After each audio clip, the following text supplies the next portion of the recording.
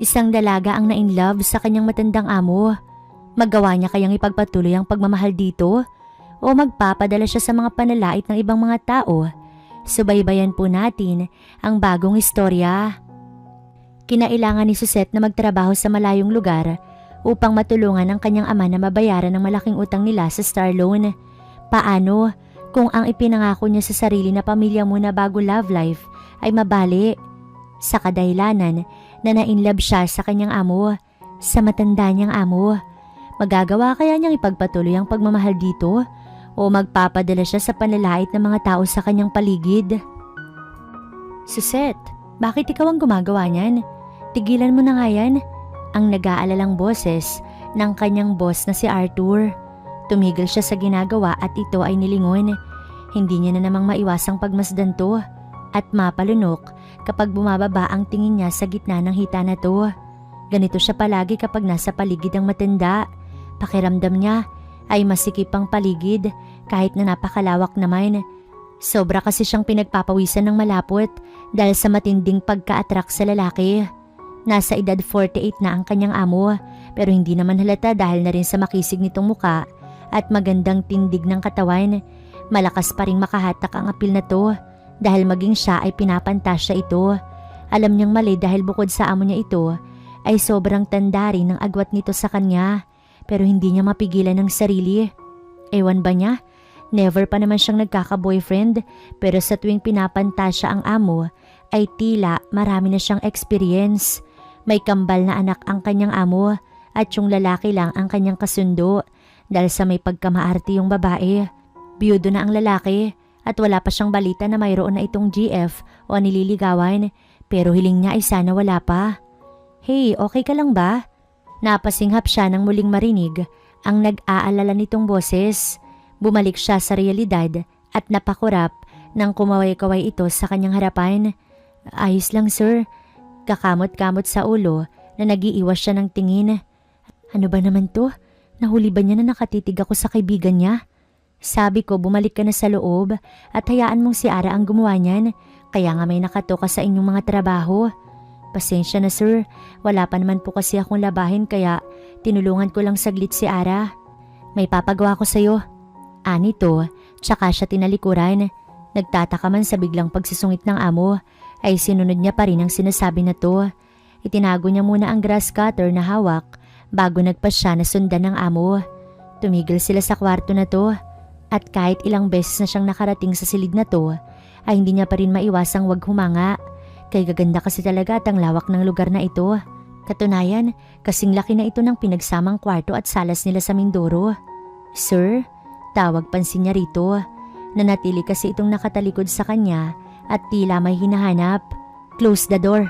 Utos nito na hindi niya pinansin. Sinunod niya na lamang ang utos. Nang masarahan niya ang pintuan ay tsaka lamang siya nito hinarap. Tsaka inabot sa kanya ang small red box. Ano po to? Taka niyang tanong.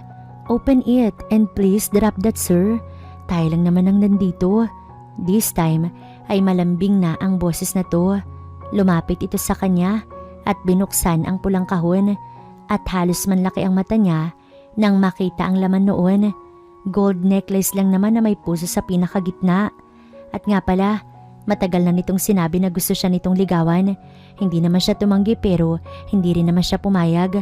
Hindi siya tumanggi kasi gusto niya rin ito pero hindi siya pumayag kasi iniisip niya ang sasabihin ng mga tao. Hindi ko po yan matatanggap, Sir Arthur.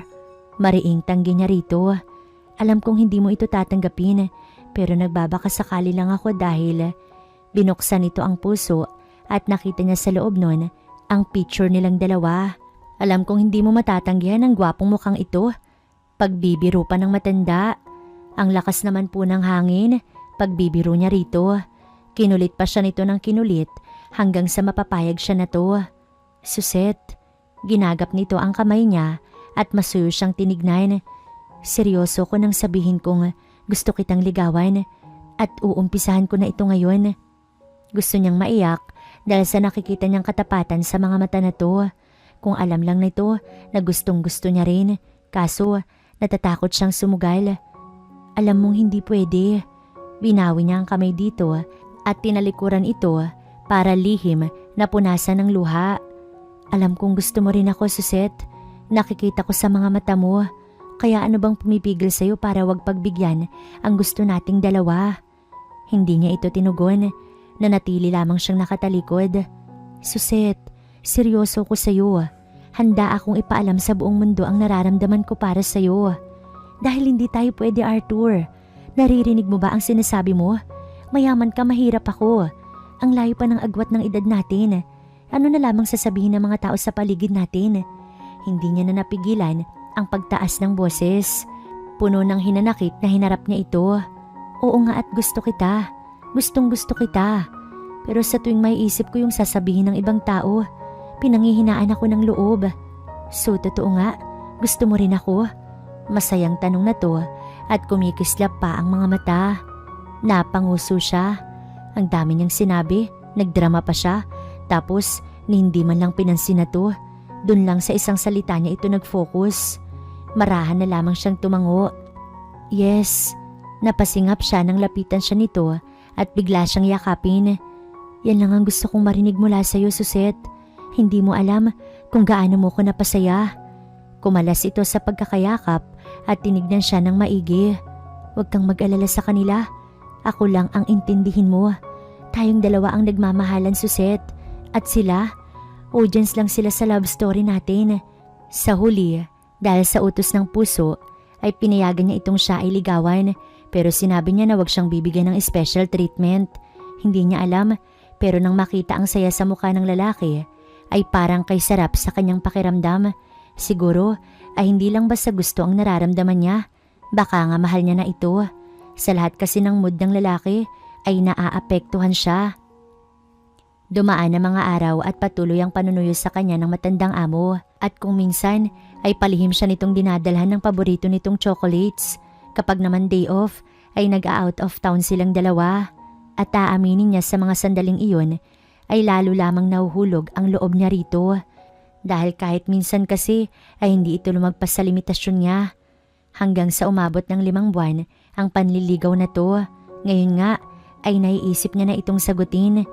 Day off niya ngayon, kaya naman tulad ng nakagawian, pupunta siya sa terminal ng bus at doon siya hintay ni Arthur. Tapos ay pupunta sila sa kung saan niya gusto. Star Hotel and Resort?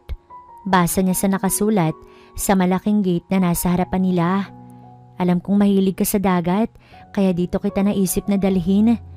Ang malambing na boses nito ang nagpalingon sa kanya dito. Salamat. Hanggang ngayon kasi ay kinakabahan pa rin siya. Paano niya nga ba sasabihin dito na sinasagot na niya ito?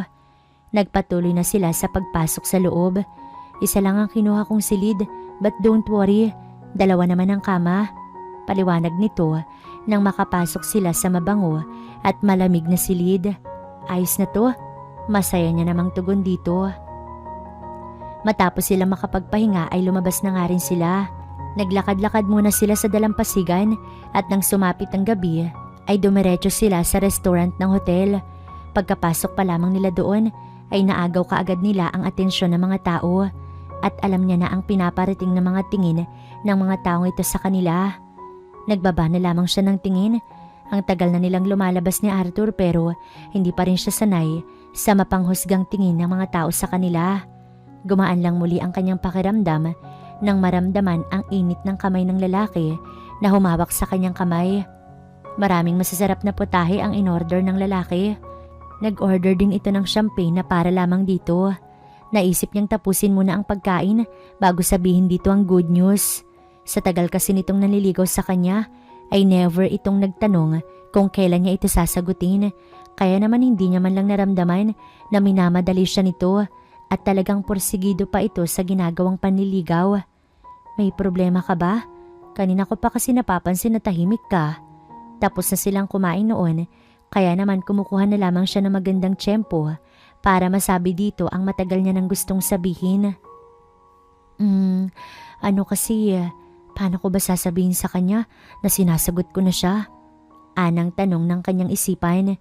Tila naman, naghihintay lamang ito ng kanyang sasabihin. Gusto ko nang tumigil ka ng panliligaw. What? But why? May nagawa ba akong mali? May gusto ka bang hindi ko naibigay? Magkakasunod at natataranta nitong tanong. Ang kaninang masayang mata nito ay napalitan agad ng lungkot kaya medyo na guilty. Hindi yun yung ibig kong sabihin. Tila naman nakahinga ito ng maluwag dahil sa kanyang sinabi. Ano ba kasi yun? Kasi sinasagot na kita. Walang preno niyang wika dahilan para matigilan ng matanda. Sinasagot? Hindi pa yata nagsisink in sa utak ng lalaki ang kanyang sinabi. Ako? Sinasagot mo na? Tinuro pa nito ang sarili. Kaya naman, natawa na lamang siya tumango. Yes, boyfriend mo na ako. Tumayo ito at parang batang nagtatatalon kaya muli nilang naagaw ang atensyon ng mga tao. Shh, tama na Arthur, nakakahiya. Aniya na pinigilan pa niya ito sa kamay. Ang mga katulad mo ay hindi dapat kinakahiya. Saad nito, tsaka muling naupo. Ginagap ang dalawa niyang kamay at pinaghahalikan yon. Thank you, Suzette. You made me the happiest man in the world. Ang buong pusong pahayag na to. Wala din namang pagsidlan ang saya sa puso niya sa nakikitang reaksyon ngayon ng lalaki. Pangako, Suzette, pakakamahalin kita at hindi mo pagsisisihan na pinapasok mo ko sa buhay mo. Pagkatapos nga nilang makakain, ay muli silang nagpahangin sa dagat. Nang makarating sa madilim na parte ng dalampasigan, ay doon na nga sila huminto. I love you, Suzette. Can't wait na mapakilala kita sa mga anak ko. Malambing ang tono nito habang yakap siya sa bewang. Kilala naman niya na yung kambal nitong anak pero ngayon ay kinakabahan siya. Paano kung hindi siya matanggap ng mga ito? Lalo na at halos kaedad niya lamang ang mga anak na to. 25 anyos pa lamang kasi siya. Natatakot ako sa magiging reaksyon nila, Arthur. Paano kung hindi nila ako magustuhan? Shh! Don't say that. Marahan itong hinaplos ang kanyang buhok. Siguro sa umpisa mahirapan sila. But believe me, magagawa ka rin nilang tanggapin. Lalo na kapag nakita nila yung totoong side mo. Sana nga, Arthur. Marahas siyang napabuga ng hangin pagkuway hinarap ang binata. Mahal kita, Arthur. Mahal na mahal. Halos pabulong na kanyang sambit. Isang halik sa labi ang itinugon sa kanya ng lalaki. Ito ang unang halik nila kaya siya ay medyo nagulat at ang simpleng halik lang ay nauwi sa malalim hanggang sa naging mapusok na. Isinandal siya ng lalaki sa malaking bato sa likuran niya habang nanatiling magkasugpong ang kanilang mga labi. Gusto kong gawin natin ito pero hindi dito. Paos ang boses ng lalaki tsaka siya nito hinila papunta sa kanilang silid. Pagkarating pa nga lang sa kanilang silid ay muling naglapat ang kanilang mga labi na tila ba uhaw na uhaw. Ang pintuan ay hindi na nila inabala pang ilak. Marahan siyang inihiga ng lalaki sa kama. Please, Suzette, gusto kong pigilan mo ko hanggat nasa katinuan pa ako. Pakiusap na to pero ang mga mata ay tila nakikiusap na ituloy nila ang kanilang nasimulan. Umiling siya bago nag-lip bite. I want you, Arthur. Matagal na kitang pinapantasya. So please, I want to feel you. At sa unang pagkakataon nga, ay naranasan niya rin ang naranasan ng ibang mga kababaihan. I love you. Hinihingal na saad ng lalaki. I love you too. Napangiti siya at sa wakas ay ang lalaking mahal niya ang nakauna sa kanya. Walang pagsisisi na niyakap niya ang lalaking hingal na hingal. Kinaumagahan ay kapwa wala silang saplot ng magising at nang muling maalala ang nangyari kagabi ay bigla siyang tinablan ng konsensya. Bigla niya kasing naalala ang naiwang pamilya sa Mindoro. Ang ama niya, siya lang ang inaasahang makakatulong sa pagbabayad ng utang. 3 kapatid niya pa ang nag-aaral. Ang nanay niya ay mahina na ang kita sa paglalabada. Sa isiping masasaktan niya ng sobra ang ama ay hindi niya mapigilang malungkot. Ayos ka lang ba?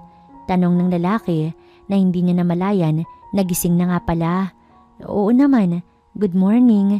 Pinilit niyang pasiglahin ang kanyang boses. Good morning, tugon nito bago siya hinilikan sa labi at marahang hinaplos ang kanyang pisngi. Muli siyang nag-init sa ginawa nito pero pinigil niya na lamang ang sarili lalo na at sobrang nananakit ang kanyang rosas. Parang napasukan ng matabang tubo. Please smile, don't worry. Pananagutan ko kung ano man yung nangyari sa atin. Mahal kita, Suset. At ngayong may nangyari na sa atin, siguro dapat ipakasalan na kita. Nanlaki ang mata na tinitigan niya ito. Akala niya ay nagbibiro lamang ito, pero hindi, dahil puno ng kaseryosohan ang mukha ng matandang amo. Nagpapatawa ka ba? Kabago-bago pa lang nating magjowa.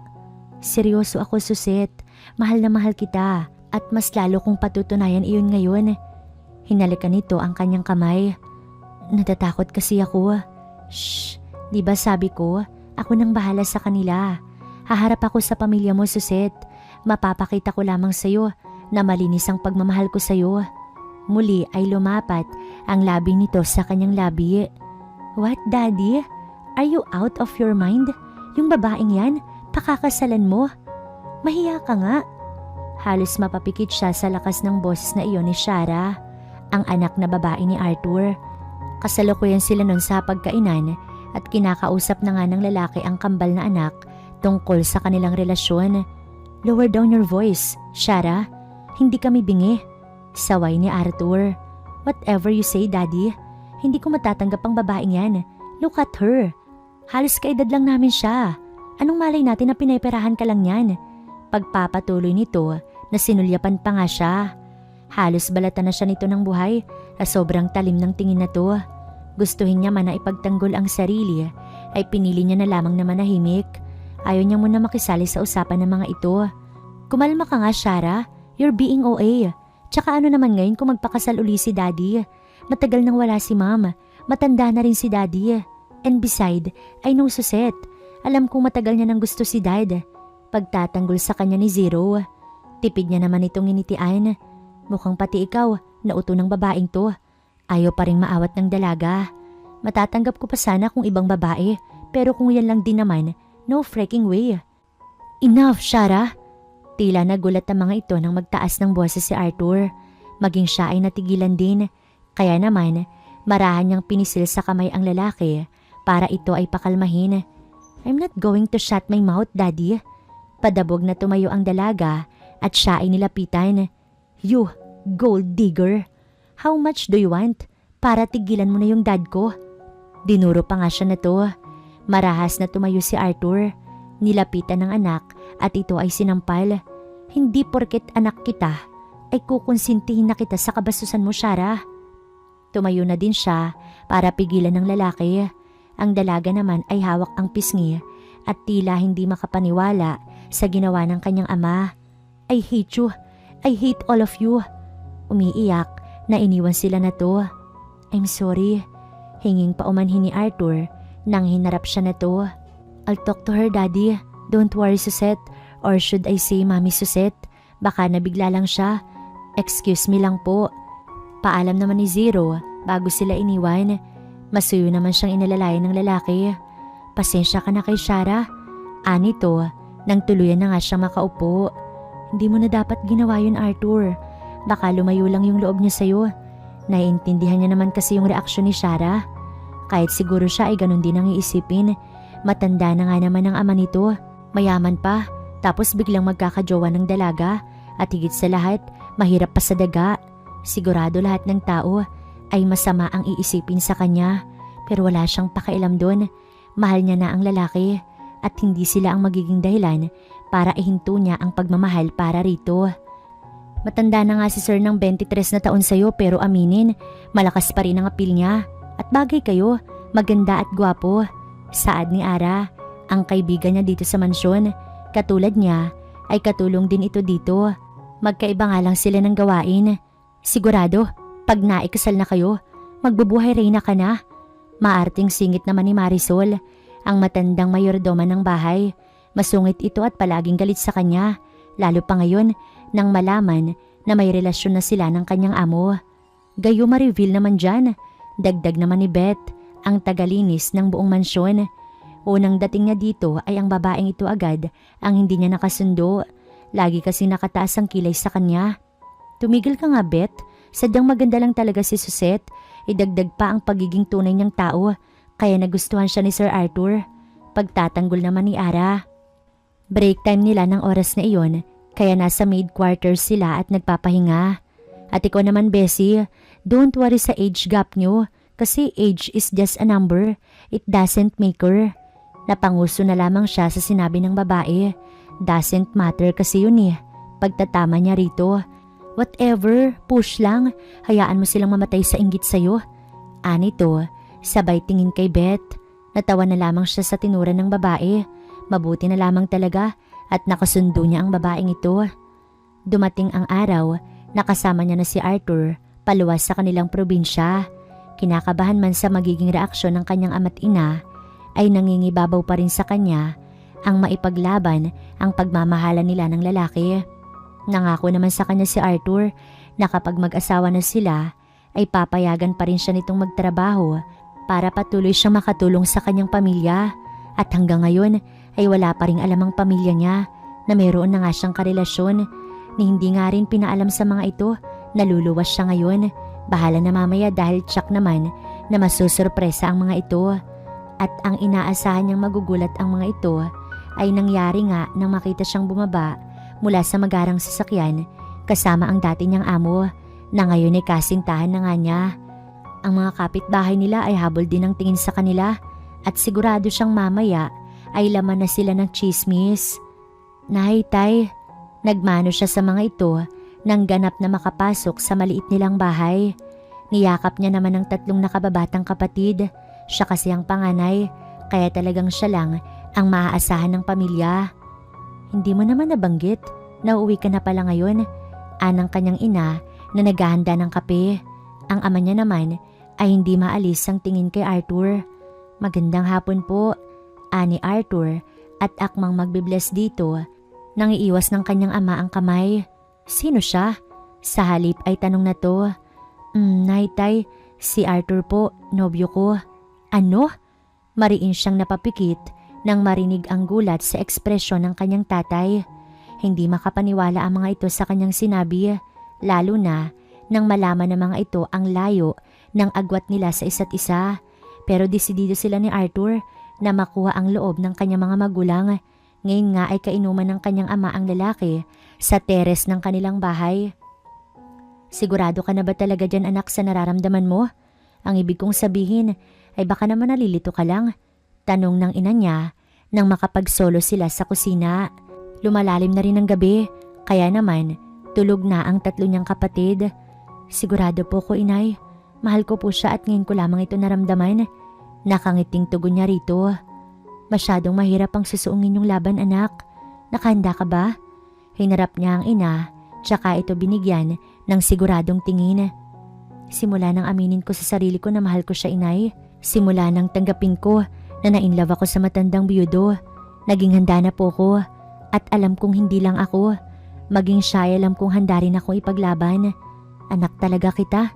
Basta palagi mong tatandaan na nandito lang kami palagi ng itay mo para sa'yo, Suset. Oras naman para sa sarili mo yung aasikasuhin mo. Niyakap siya nito at tinugon niya naman yun. Nagpapasalamat siya at binigyan siya ng Panginoon ng magulang na marunong umintindi at mahal na mahal siya. Samantalang, nakuha na ni Arthur ang loob ng kanyang tatay. Ang ama pa mismo niya ang nagtanong kung kailan nga ba ang kasal.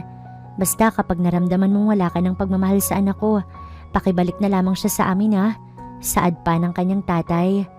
Nang matapos mag-inuman ng mga ito, ay siya na ang naiwan sa baba ng bahay para linisin ang naiwan nilang kalat.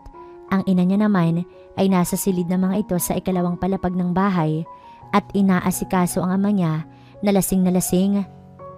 Sorry, akala ko nasa kwarto ka na. Aniya, nang makasalubong ito na papalabas ng CR. Pero sa halip na sagutin siya nito, ay kinabig lamang siya nito at sinandal sa dingding bago siya mapusok na hinalikan sa labi. Kaagad naman siyang nag-init, kaya mapusok niya rin itong tinugon. Habol ang hininga nang huminto sila. I love you, Suset. Can't wait na maiharap kita sa altar. Paos ang boses na tugon na to. At nang gabing iyon ay muli nilang pinagsaluhan ang init ng kanilang pagmamahalan. Nagtagal sila sa kanilang probinsya ng ilang araw at gusto nga niya na doon na lamang din ikasal. Mabuti na nga lang at pinagbigyan siya ng lalaki. Isa na lamang ang problema niya, ang anak ni Arthur na si Shara. Gusto niya bago sila maikasal ng lalaki ay tanggap na siya ng dalaga. Kasalukuyan silang nag-aalmusal noon at katulad ng nakagawian, tinuturo ng tatay niya kay Arthur ang mga dapat nitong gawin ngayong araw. Isinasama kasi ng tatay niya ang lalaki sa taniman nila ng gulay. Medyo lumalago na nga rin yun ngayon dahil nakakabayad na sila ng kanilang utang. Tahimik lamang siyang nakikinig sa mga ito nang bigla na lamang bumaliktad ang kanyang sikmura. "Excuse me." Hindi niya na natapos ang sasabihin nang bigla na lamang siyang maduwal. Nagmamadali siyang pumunta sa likod ng bahay pero wala naman siyang sinusuka at puro tubig lamang iyon. Nagtataka namang nakatingin ang mga magulang niya maging si Arthur. "Mukhang kailangan niyo na nga magpakasal, Arthur." Ang seryosong tinig ng ama ni Suzette. Nakangiti namang sumang-ayon ng lalaki. Hindi pa man niya sure pero hiling niya na sana ay nakabuo na nga sila. Buong maghapon na masama ang kanyang pakiramdam. Nag-aalala na nga si Arthur sa kanya at gusto na nga siyang dalhin sa ospital pero sabi niya ay ayos lamang siya, nahihilo lamang. Inutusan niya na ang lalaki na bumili ng pakwan sa bayan. Minuto lang ang tinagal ng lalaki at nakabalik agad ito, dala ang pakwan at pregnancy test. "Ano to?" Takang tanong niya nang iabot sa kanya ng lalaki ang PT. "Try mo lang. Gusto kong i-confirm kung magkakababy na nga ba uli ako." Ang masayang tugon ni Arthur. At dahil nagtaka na rin siya sa inaakto niya ngayon, kaya naman hindi na siya nagdalawang isip na gamitin. "Positive." Napatakip siya sa bibig para pagtakpan ang paghikbi nang makita ang dalawang linya sa PT. Dahil sa tuwa ay nahalikan niya pa ang bagay na iyon. Nakalimutan niyang may ihi nga pala iyon.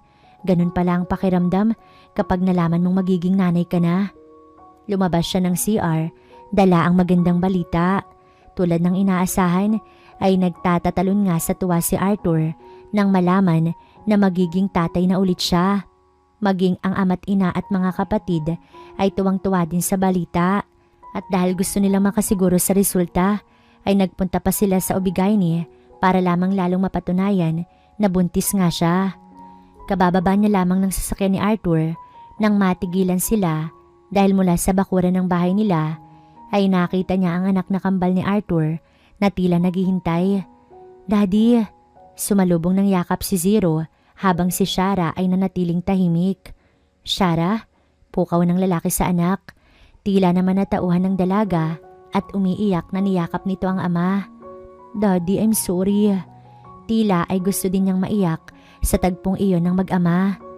Upang makapag-usap ng maayos sa mga ito, ay inaya niya si Zero sa loob ng kanilang bahay. Sinabi na din niya dito ang magandang balita na maagang niregalo sa kanila ng Panginoon. Tuwang-tuwa naman ang binata at hinimas kaagad ang kanyang tiyan. "Suzette?" Napalingon siya sa pintuan nang tawagin siya ni Arthur. Magkatabi ang mag-ama at base sa ayos ng mga ito ay sigurado siyang batina ang mga ito. "Can I talk to you in private?" Tila nahihiyang tanong ni Shara. Matamis naman nang initian niya ang babae bago ito inaya sa likod ng bahay nila kung saan kita ang kapatagan sa ibaba. Nasa parting taas kasi ang lugar nila kaya talagang presko lagi ang hangin. "Just want to say sorry sa lahat ng nasabi ko. Naiintindihan kita, Shara." Saad niya dito. Napasinghap pa siya nang bigla na lamang siya nitong yakapin. "Support ko na kayo ni Dad. Grabe yung love story nyo. Nakakamangha." Anito na para talagang si Janela Salvador kung ito ay magsalita. "But anyway, I have one condition bago kita tawaging mama. Bigyan mo muna ako ng kapatid." Yun lang pala eh. Dinukot niya sa bulsa ng pantalon ang PT na lagi niyang dala. Tsaka iyon inabot sa dalagang hindi makapaniwala na siya ay tinititigan. "Is it for real?" Magkasunod siyang tumango. Sunod-sunod niyang narinig ang excited nitong tili. Suzette, point of view. Dahan-dahan ako naglalakad palapit sa altar kung saan naghihintay sa akin ang lalaking hindi ko inakala na mamahalin ko ng gusto. Puno ng paghanga at pagmamahal ang nakikita ko sa mga mata niya habang diretsong nakatingin sa akin. Hanggang ngayon ay hindi pa rin ako makapaniwala na iibig ako sa lalaking malayo ang agwat sa akin. Hindi ko inaakalang may isang lalaki ang magmamahal sa akin at may lakas ng loob na iharap ako sa Panginoon at ngayon nga ay may babasbasan na ng Panginoon ang aming pagmamahalan.